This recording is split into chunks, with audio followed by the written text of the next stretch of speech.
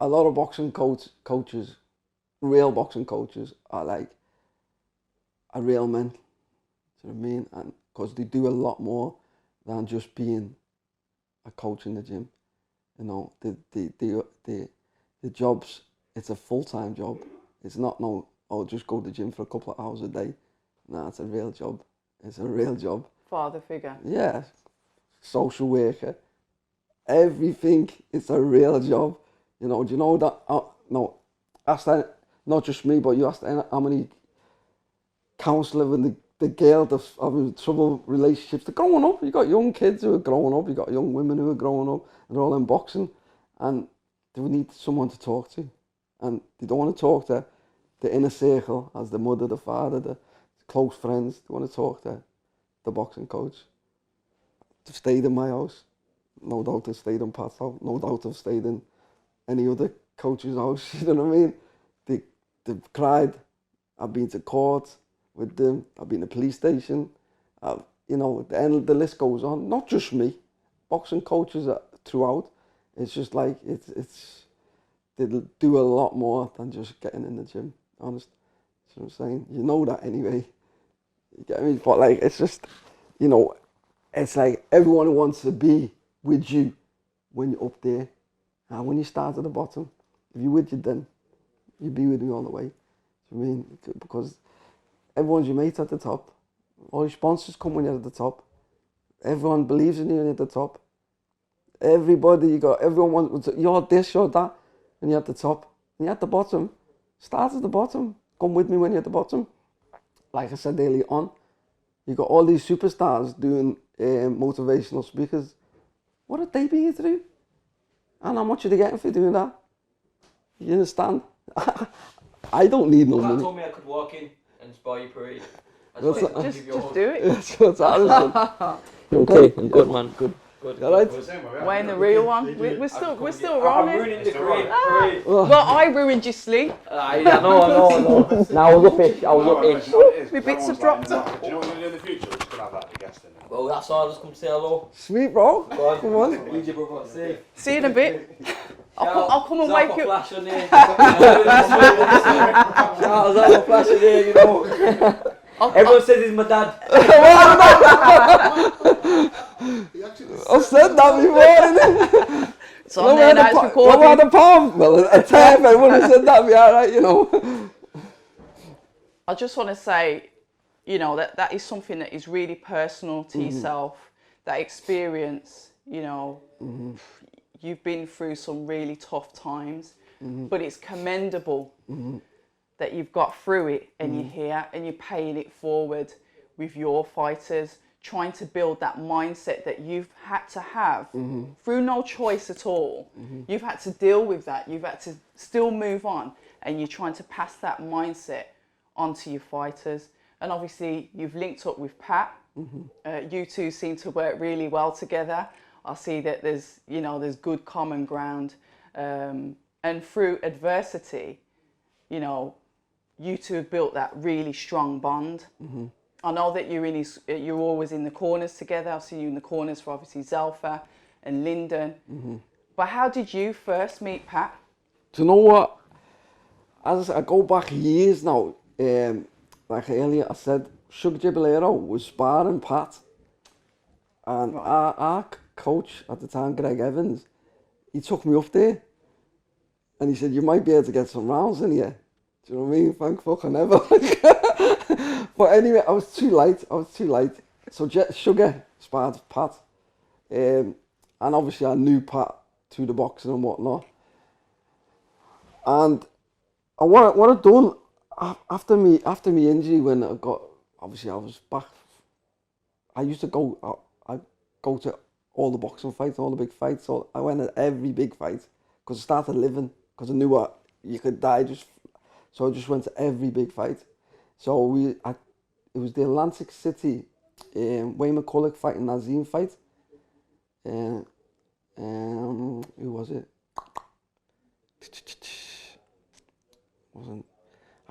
Who was on the bill? One of Pat's fighters was on the bill. I can't remember. Well, it wasn't Pat's fight. It was Brian Hughes'. It was Arnie Farnell. Right, okay, no, I mean, but yeah. Annie Farnell's fighting on the undercard, as was Ricky Hatton, as was Richie Wetton. So anyway, I met Pat in the same hotel because I used to like try and feed what hotels all the fighters in. Do you know what I mean? Go to the fights. You know, I'd be in the gyms. I just like, obviously I love boxing because I couldn't do it. It doesn't matter. I still loved it. So I went to every big fight. You know what I mean? I could go like 3 times a year. I'd be in Vegas or New York or wherever I could be. I'd just be away. I'd be in all the big fights in this country. You know what I mean? It was just what I'd done. And me and Pat met then. And we met straight away. We just clicked. Straight away. You know someone when like he's the same as you. And then we just been like I said, not even friends. We've been brothers ever since. I've watched Lyndon grow up. I watched Zelfa grow up. I was good friends with Zenon. You know what I mean? We used to go on holiday, Iron Napa and all that. You know, so we're not friends. We are family. And I watched Zelfa since he used to have his little locks running around. Do you know what I mean? And I've watched him from the first fight to the last fight, and I'll be on the journey. And one thing about fighting, Pat, sorry, he's like, he gets offered now everyone to come on board because he's up there with them. Let's get on board. He won't do that. Nah, it's him.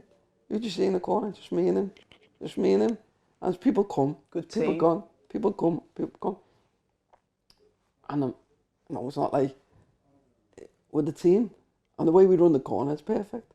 Do you know what I mean? And what he's doing and what I'm doing for boxing is perfect. And I had my own fighters in Liverpool, started building the shows up in Liverpool. That's how Paul met Pat actually through me, because of we running the show. As in Paul Stevenson? Yeah. Because I knew Paul had a lot of lads. I knew there was no small hall shows in Liverpool, and I knew there was a little window to get in there. So there's a club what I used to run my amateur shows off, which was big enough for a small hall show venue. Great venue it was. I started building Marcel's career up, Marcel Braithwaite's career up in there. And he's back with you now, isn't he? Yeah. Did he go on a hiatus and come back? Yeah. What happened with Marcel? He left. He it's what boxers do, don't they? People get in your ear. Do you know what I mean? I hear it so much. No, but what do you mean when they get in your ear? Well, you get like 5-6 wins. You start getting a few sponsors on you. You start getting like people. The grass is greener. People down here on your ear. The grass is greener there. Okay. Come there. This one's telling me to go there. This one's telling me to go there. No, I've always supported Marcel. So he's like a son to me. He's won the national novices the same day as Lyndon won his. ABA's the same weekend. Do you know what I mean? So I've always supported Marcel, and he's always been. So when he come in, he said that Spatty's done me out a little bit. He come in. I'm gonna try somewhere else. So I said, okay. Do you know what I mean? Good luck. But I know no one knows him like I know him. You know what I mean? You knew he'd come back? Yeah, well, do you know what, to tell you the truth, I went a bit bitter to tell you the truth. He's not coming back. And everyone's saying, he'll be back. But you couldn't see it at the time? I could see it, but I was being blind to it. Even Pat was saying, he'll be back. Do you know what I mean? And I could see it. I knew he'd be back. But it's like, me being a bit childish, fuck him. Do you know what I mean? But I'd still be talking to him. He'd hurt your feelings? When he lost, right? Because he lost to Brad Friedel. He should have never been in the ring that night because he had problems going on outside the ring. You know what I mean? He had his own personal problems going on. He should have never been in the ring. He phoned me up. He told me, I said, pull out. Don't fight. Do you know what I mean? I said, don't fight. Put him in that fight that night. He should have never. And he lost to Brad Friedel, who's a good journeyman, but he's a journeyman. So from there, Marcel's career's only going down. So it's on the decline and he's got to build that back up. And his confidence was gone, everything was gone. A few months later, he come back to me. started rebuilding. Were you a coach there that sat there and went, Nah. I told you so? Listen. Marcel will tell you himself. I was on the phone to him straight away. After the loss? I was on the phone to him after the loss. Straight the same night, or the morning after, I was on the phone to him. I met him. This is, and all his so-called fans and his so-called army all disappeared. He'll tell you himself. Do you know what I mean? And the so-called, what people who was on his, to leave me was all disappeared. Do you know? Just like that? Just like that. That's what happens. That's your career over just like that. So he thought, nah, that's me done with boxing. I don't love it no more. I don't, blah, blah. Oh, he fell out of love with it, just like, okay. Yeah. And then he come back, started training. And the rest is history. But, you know, with Marcel, he's got, you know, he's in a great weight category. He's only being beat. I only class him as losing 2 because he didn't lose the fight with Brad Friedel to me. He lost it with someone else. So I class him losing 2 fights. He lost to Sonny Edwards with the fight where he took too early. But like it was a win-win situation. He couldn't lose that fight. And Sonny's talent. Jay Harris, he took that fight because the way he was in the gym, he's over eager and he's a fighter and he wants to fight anyone. He'll fight anyone, and the winning of the fight put him right up in the world scene. So that was another win-win. So he could have built himself up with like 5-6 journeymen, which he would never have learned what he's learned on them 2 fights, and would have never got the recognition what he's got off them 2 fights, because them 2 fights was like against Jay Harris, who's boxed Martinez and went the distance with him and had a hard fight with him, and obviously Sonny Edwards, who's destined for big things. So Marcel will be a champion. He will win the British title. If he doesn't, he's an underachiever. He'll go on from there, because he's a massive talent, Marcel. Anyone who just looks at him can see he's got the talent. And if he would have just stuck on the same route what Lyndon and Zelf would have been, you know what I mean? But you know, people make choices. I was about to say, sometimes you just got to make your own choice and learn from. And he just learned, you know, he learned lessons. It was like when he was an amateur, he got offered to go on the GB team as well, and he never got on there, but he never went on.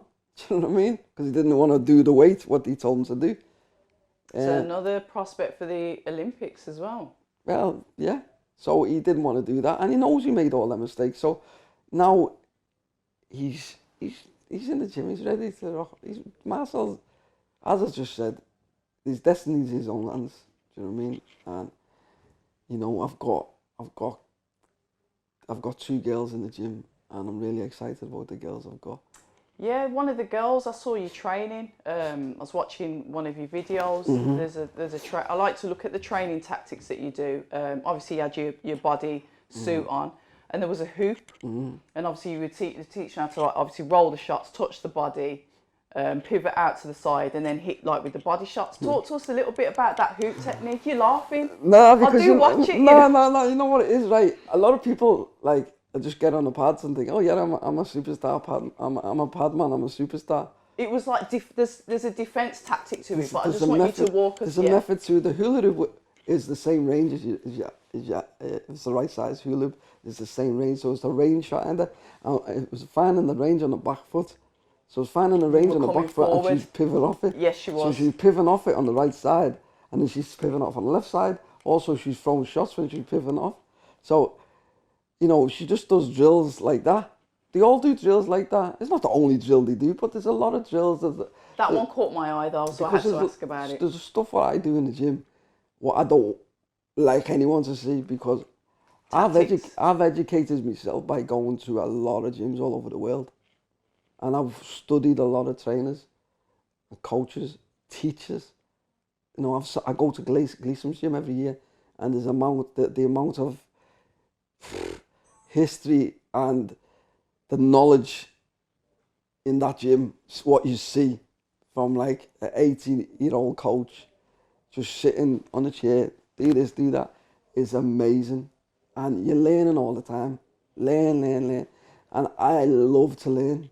And, you know, just get there, eyes shut, mouth shut, ears I mean, eyes open. Two of these, Yeah, and one of these yeah, for a that's reason. true. And at the end of the day, I just learn. Any gym you go in, you'll see something different. You'll see some people do something different. So the way I train my fighters is the way we all are here. You know, we're all human beings. We're all different sizes, different shapes, different colours. So we're all not going to be the same. We're not the same fit, are we? We're not in the army.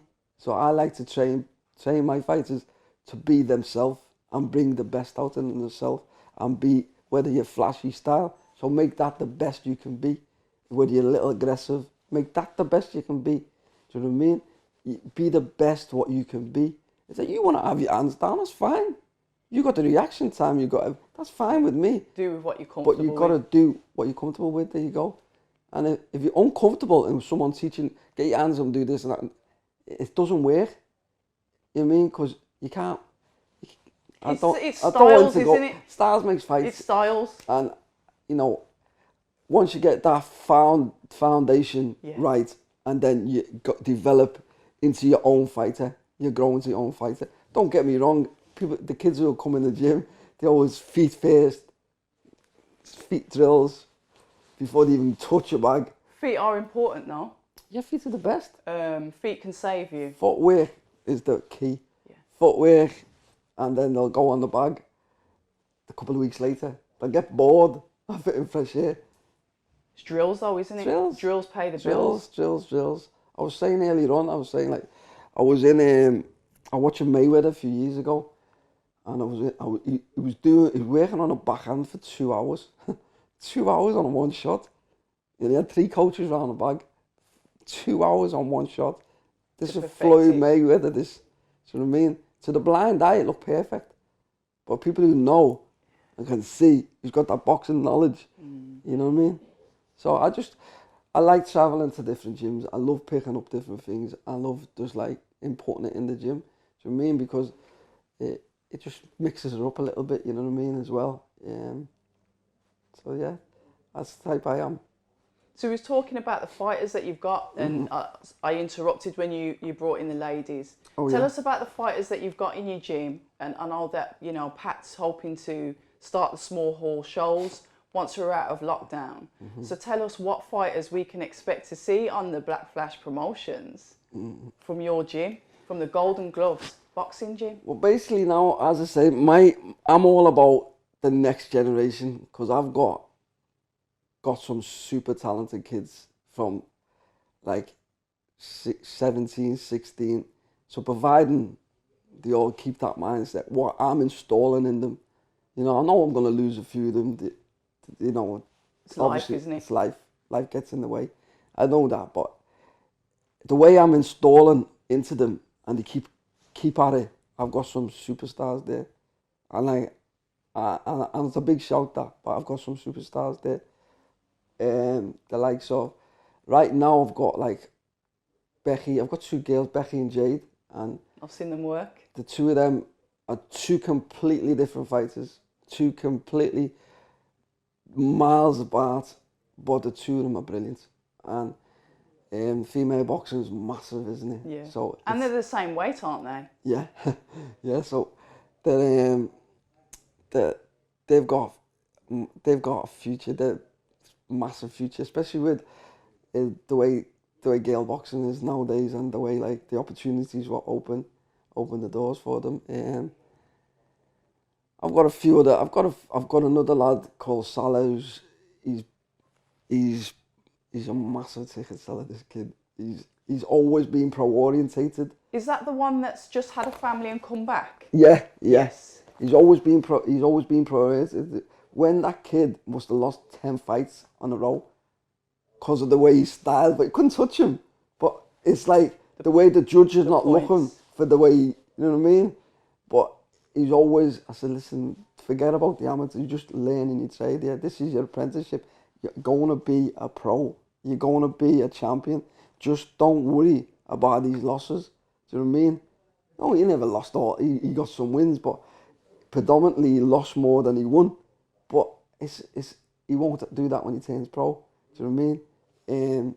Well, it's going through now. So hopefully I'm looking like the summer. I'm looking like I'm gonna have a big show I've got a venue sorted, which is right in the middle of Toxteth. So hopefully I'll get all them on. Do you know what I mean? I've got other fighters in the gym.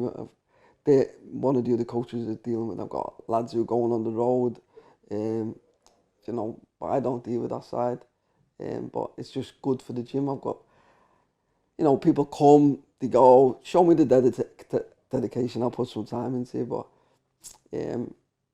it's with Lyndon, with Zelfa, with Connor, with all the lads Niall. up there, Niall, Adam, you know, Adam Rasool, yeah. with them and with the ones I've got right now, it's exciting times, you know, exciting times. And as I say, the platform is there. It's there, it's proven, you know. As I say, Paul's come through on that platform with his lads. And I've got a lot of Liverpool fighters, because there's no small, you know, VIP, and Steve Woods does shows, but he's got like 200 fighters. So he can't get all, not all of them are from Liverpool, but he's got 200 fighters under his name. So if like we can get these shows on regular, you know, and like so Paul got his lads out, there's a lot of other coaches, pro coaches, who can't get lads out regular. So I can get them all on the shows, which they will, because the last show in Liverpool we had 4 different coaches with 4 different camps. So, you know, it's just building for them, you know, and I hope they see it as well. It's a good variety for the viewers, that is. Yeah, it's great because it's brilliant. The Liverpool shows are like, they've come massive, honest. And there's some talent on them shows. I had a kid on who won a national title with me. Then he went his own way, left me. But he boxed on the shows. He boxes on the shows now. His kid's got some talent, like. No, and I'm never bitter. People want to leave, they leave. You know, I'm going to be there regardless. When they hopefully come coaches, I'm going to still be there. Do you know what I mean? I'm there. It's my job. It's my life. Without boxing, I'm nothing. I don't want to. I know loads of people say, "Oh, without boxing, I'll be dead or I'll be in prison." I'm past that. I passed all that. Without boxing, I'm nothing. So this gives me purpose. Do you know what I mean? Gives you life. Gives me a life. You know what I mean? Keeps me thinking.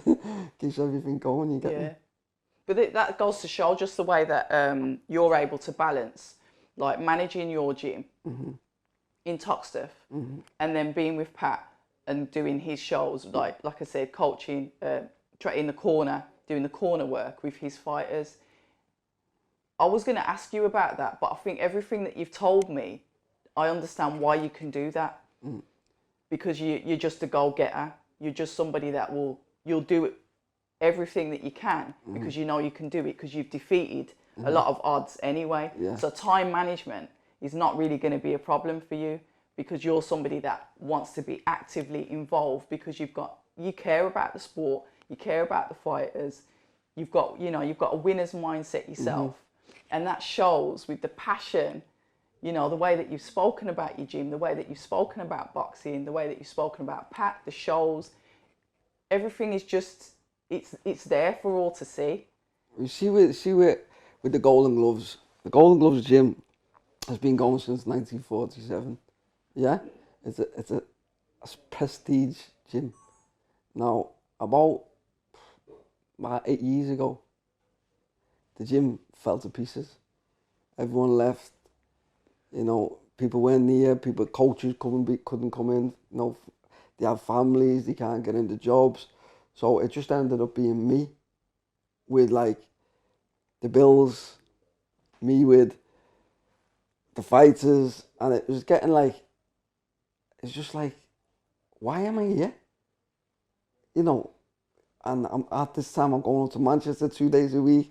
I'm coming down. It was just like, and where we was like, we was in a community centre where we just rented the space for 36 hours a month, which what we were paying for them hours of a community centre where we should have got it for free was ridiculous. So I said, you know, fuck this. I'm gonna get my own gym. Do you know what I mean? You know, there's other things what went on, which I don't need to talk about, but I thought, you know what? I get my own gym. Do you know what I mean? So when I looked about, I ended up taking the lads down to a gym a little bit out of the area, just to train, to keep them all active. And I got the gaff where I've got now.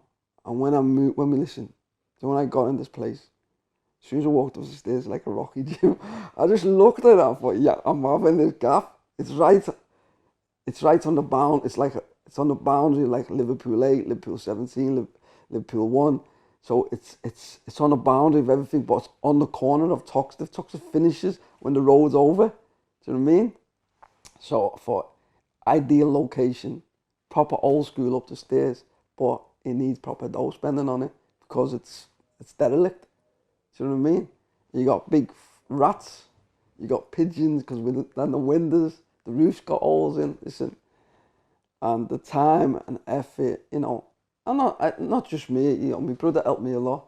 Who, by the way, he's always by my side. My brother, you know, he does the strength and conditioning with the lads in the gym as well. You know, he's a nutritionist, strength and conditioning, so we've got everything in the house. But you know, we started from there. I've seen it. But listen, I've seen what you've done now. Listen. Now when I got in there, nobody gave me a chance in hell, which made me, the person I am, say, okay, I'll prove you wrong. Watch me. And like, it took me 6 years, but it took me 6 years to get it now where I am. And it looks, and it is one of the best gyms I've ever been in. I'm not just saying it because it's my gym, but I got it. It's got a bit of New York in there, a bit of Vegas in there, a bit of the Bronx in there. Because you've It's travelled. got a man, yeah, because I've travelled and seen it. I've picked little bits from every gym and put it all in my gym. And I can call it my gym. Do you know what I mean? Because it is my gym, because I rebuilt Golden Gloves gym. I've rebuilt it. I've got a yoga centre on it. So, which is ideal for yoga. I'll have to pop up. I've done it properly, and like, if you're gonna do it, you've got to do it the best way, and it's gonna be, hopefully, when we open back up. Well, it is, because we're winning national titles. Kids are winning national titles now, and only. Yeah, good pedigree coming out of there. Yeah, so we know what we're coming. I know. It's not like it's I know. Every year we're in a national final. Where some clubs don't even get to a final. You know, I think it was last year, the year before, we had 5 national finalists. You know, the year before we had 3. The year before we had 2. Do you know what I mean? So we're always at them finals. And always seem to be improving as well. Yeah, of course. Finally, I just want to talk about the bridges and the relationship that's been built between, you know, Liverpool and Manchester. There's yourself, there's Paul Stevenson, and there's Pat Barrett, you know, working together, literally putting the North on the map for boxing. Yeah. You know, where I come from in the Midlands, we don't have many of that. You've got like the southern shows, London. You've sort of got nothing. And then we've got like Manchester and Liverpool. To talk to me about that relationship and the bridges that you're building and where we're looking to go in the future with that. Well, basically, just want to give these kids a career, innit? That's all it's about. It's about building on the smaller shows before we go big. It's like, you know, it's already point proven with the lads who've already done it. You've got, obviously, yourself a Linden who already won titles. You've got Brad Strand, Andrew Kane, Nick Ball, all lovely lads who they've all signed now with Frank Warren through the Black Flash. So it's point proven that we just want to get the conveyor belt going. And it works. And there's a lot of others like Paul. I first introduced Paul to Pat. I pulled Paul on this because I'll think of what he said. I know Paul, the Everett Triangles is an renowned club. It's always had great fights from there. You know, Liverpool, Manchester, the fighting cities, they've always had champions. You know, you've only got to look at the Rotunda Club and the champions that have come out of there. Tony Bellew, Tasha Jonas, just for the name of all the Smiths. You know, the list is endless just from that one club. You know, and it's just like we used to have it used to be the Everton Park Sports Centre. Used John Ireland and the Vaughans used to have it, and all the professional shows we used to be on there. But as I say, there's no platforms for any smaller shows in Liverpool until Black Flash started. Obviously, Steve Woods does his shows 2 times, 3 times a year, but to what we've got in comparison to fighters in Liverpool, like a lot of them now have all gone pro-am. You know, where sometimes there's never professional boxers, they all go wherever. But a lot of amateur clubs now have gone pro-am, and even just down this lockdown now, there's a lot of kids all turn pro. So they want to get out and perform as many times, as much as possible. And, you know, it's like, you know, the platform's there for them. Just got to be patient. And they know that, like, it's not going to happen overnight. They've got to be patient. They've got to set that plan. They've got to try and promote themselves. They've got to try and get sponsors. And, you know, these people who say they'll go buy tickets, make them buy tickets off you. Do you know what I mean? Professional boxing is hard. It's hard. Everyone thinks it's easy. It's hard. It's hard. Like ticket sales, so on and so forth. You know, it's really, really hard. And you know, you got to feel sorry for the fighters because they're getting prepared for a fight, plus they're running around selling tickets as well. So it's hard, you know. So try now in this time build a team around you, your family. You're going to sell me tickets. Okay, get on the phone. Even if you just go into the little sponsors and can you sponsor me 100 quid? Oh, there's 100 quid off that one. You get 100. If you get 100 quids, there's $1,000. Do you know what I mean? That's half your opponents or most towards your opponent. You know what I mean? So it's like boxing's a lot harder than it looks in 2 ways.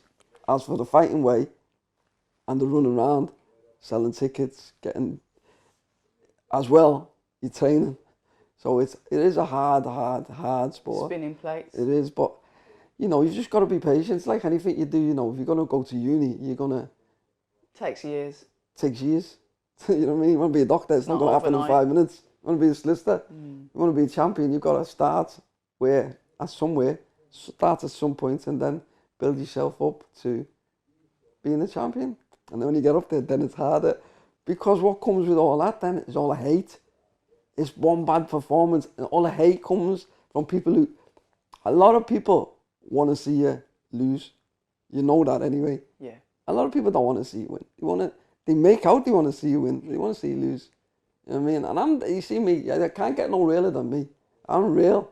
And I tell people how it is.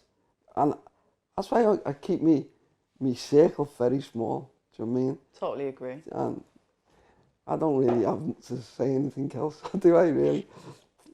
It's been a pleasure speaking to you. But before we go, how can our viewers find yourself and your boxing club on social media? New Golden Gloves on Instagram. Myself, Wayne Smith, Instagram, Facebook, Twitter. And the Golden Gloves the same. So thank you very much, Wayne, for being a guest on the Black Flash Boxing channel. Thank you for listening in, and we'll speak to you soon.